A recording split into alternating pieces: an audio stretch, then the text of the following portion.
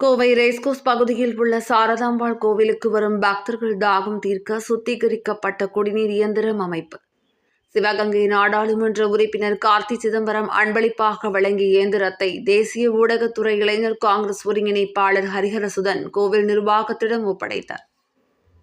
Kovai racecourse Saradambal திருக்கோவிலில் வரும் பக்தர்களின் தாகம் தீர்க்கும் வகையில் சிவகங்கை நாடாளுமன்ற உறுப்பினர் கார்த்தி சிதம்பரம் சார்பாக பொதுமக்கள் மற்றும் பக்தர்கள் பயன்பாட்டிற்காக சுத்திகரிக்கப்பட்ட குடிநீர் வழங்கும் இயந்திரம் கோவில் வளாகத்தில் அமைக்கப்பட்டது.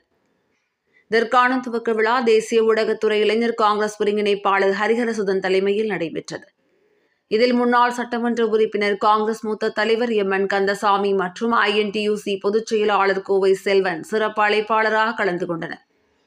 நிகழ்ச்சியில் முன்னாள் கவுன்சிலர் சோபனா செல்வன், பேரூர் திருமூர்த்தி, வக்கீல் செந்தில்குமார், ஜெகநாதன், கருணாகரன், ஜெரி லூயிஸ், காட்டூர் தனசேகரன், பார்த்திபன், வடவள்ளி பாலு, RK ரவி, ஜோதி, முத்துக்குமார், OBC ரமேஷ், பறக்கும்படை ராஜ்குமார், கணேசன், பாலச்சந்தர், லக்ஷ்மணசுவாமி, வீரராம்குமார், ராஜரத்தினம், ஜமாலுதீன், காமராஜ் துல்லா, பாபா காம்ப்ளெக்ஸ் மோகன், போத்தனூர் சிறில், காசிமேடு குமார் மற்றும் பலர் கலந்து கொண்டனர். பொதுமக்கள் அனைவருக்கும் பிரசாதம் வழங்கப்பட்டது.